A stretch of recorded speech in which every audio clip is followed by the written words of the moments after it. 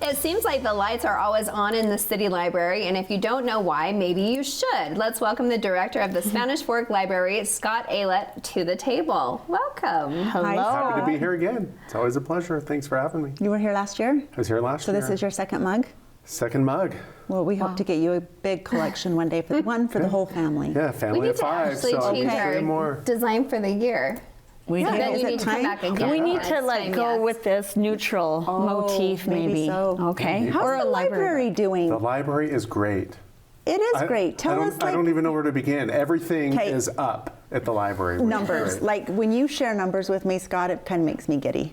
So, oh, and let's clarify, I hate numbers.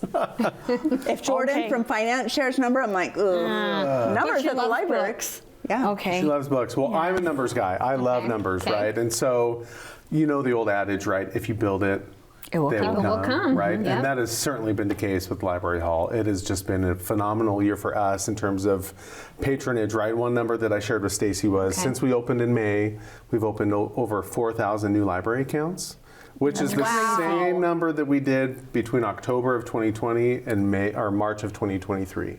Wow. That's So incredible. 4,000 accounts in 8 months compared to 2.5 So an years. account is a family or a person or individual. whatever. An individual. 4,000 individual library accounts at the library. Okay, so tell me this. Do you have to be a member of the city of Spanish Fork to get a library card? If you want to get a library card and not pay an additional fee, right? So the library is funded through the city's general fund, right? So city or property tax and sales tax.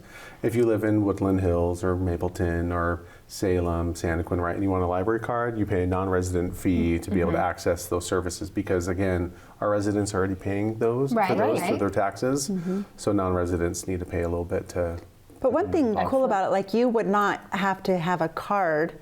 You could still come to the activities. Still come to the activities. We don't card check when you come to story Yeah. time. We want everyone to be able to come and participate in our programs, which again, those two, participation just through the roof in some of those programs. So So, okay, really quick, just a follow-up question with that. How do I get a card if I want a card? So you can go to our website, SpanishFork.org/library, and you can sign up for a library card there. You're also welcome to come into the building and we'll get you signed up that way. And you get an actual physical You get a card? physical little card. Okay. Angie, use. I want to come get you and take you to the library.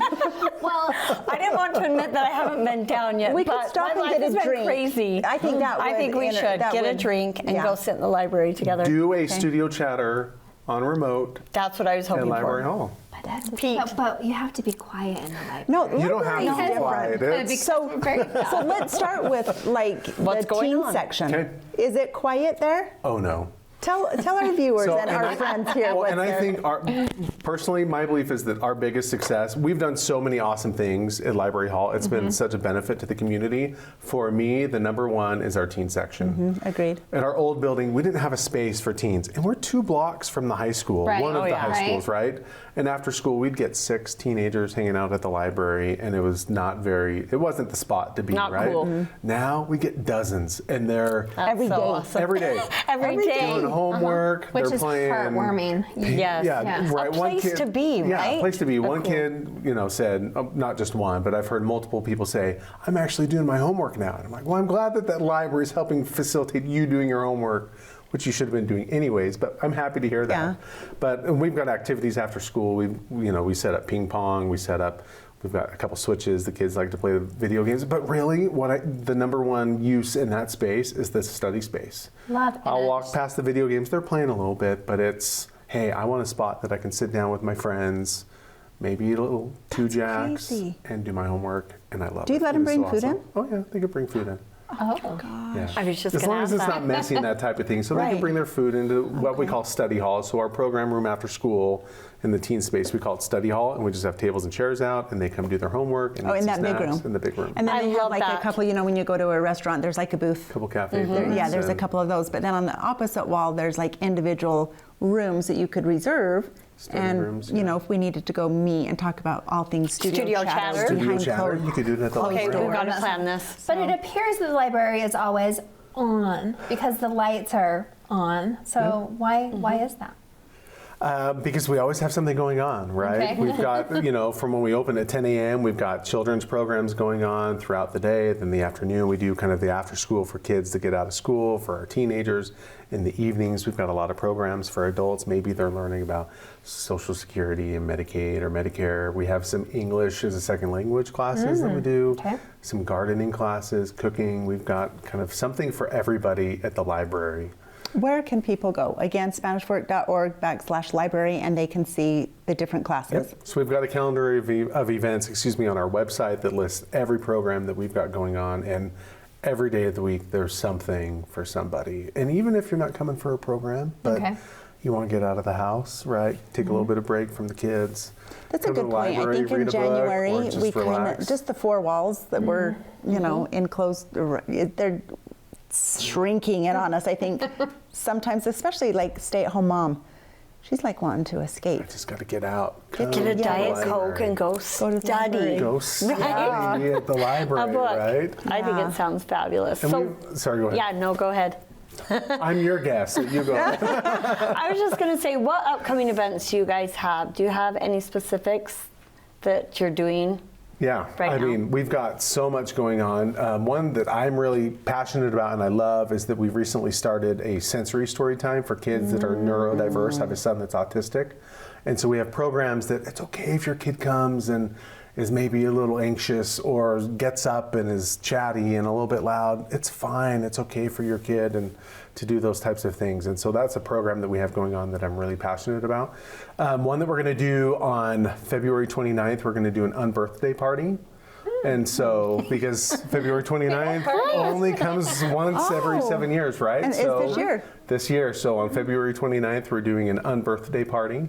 Our staff are working out the details. And then on International Women's Day, I believe in March, we're going to have like a mother-daughter special activity at the library. So you can come with your daughter on International Women's Day and have kind of a girls' night out at the library. So lots of fun things. Now that you've moved in, Scott, and you're there maybe 9 months now, what's your favorite thing?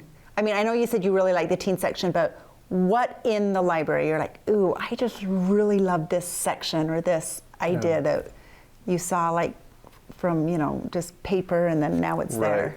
I love the sitting nooks in the children's collection, the circles on the wall. And my kids, they go straight there. They love laying in those.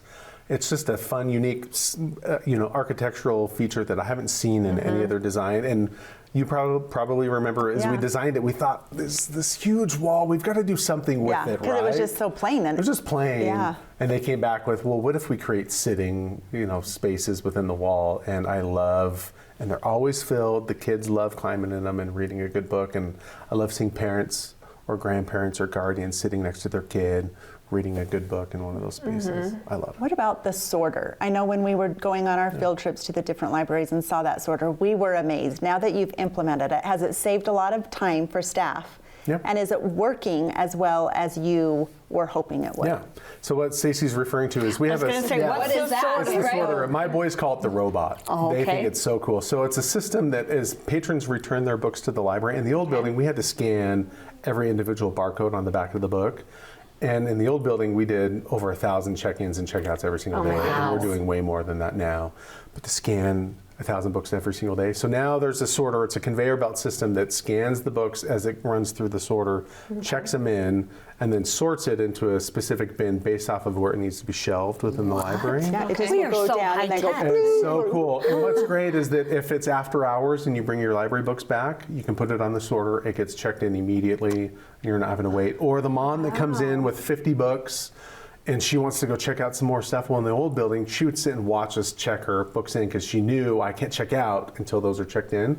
She drops them on the belt. They get checked in. She goes and gets another 50 books and she's on her way. That is so amazing. Yeah. They can check out 50 books. Is there a max? That's it. We have a higher max for homeschool accounts, so you can get special permission if you're, say, a homeschool parent and you need access to additional materials. This is such a fun Your discussion, typical account right? is 50 items. Well, We're talking about numbers that again. People are still like going to the library and checking out books, hardback books, to take home and read. Right. Like I had a project the other day, and I needed a newspaper. And I'm like, where in the world am I going to get like just a hard copy of Right. a newspaper? And so I just think I love that people still love to hold a book and Yeah. read the book. Can I give you one last nerdy number? Yes. Yes. Okay, so I just looked at this the other day because as we built the building, a common thing that we heard from people that weren't thrilled about a new library would say, why do I need a library when I can get everything on my phone? And so I pulled the numbers, and of all of our digital users, right, that use Libby or Overdrive for e-audiobooks and ebooks, 75% of our digital users also check out physical materials. Love it. That is so cool. And that is what my kids told me, Mom, you need to do it just because of the Do it audiobooks. for the audiobooks. Yep. It's so great. But yeah, you can, But come you in, can do yes. it, but it will never Yes. replace the physical The item, tangible. right? Especially for kids. Especially for kids, Yeah. right? Yeah. I don't want my kids spending more time on a tablet or a No. phone, right? There's Nope. something about holding the physical book, flipping the pages Agreed. that you don't get through the It's true. digital It's an format. experience. Yep. Yes. Yeah. Such a good thing. Wow. We'll encourage any of our viewers that have not been to come. Or hosts. I can pick No, you up. because I don't want to. I need to do it. Thanks for the update, Of course, Scott. anytime. That was It's fun. a pleasure. Thank you. Thank So you. if you haven't been to the library hall, come stop by and see us. It's a great building and a great space. Awesome. See you Awesome. soon. Thank you. Thank Come you. get my card soon. Yeah.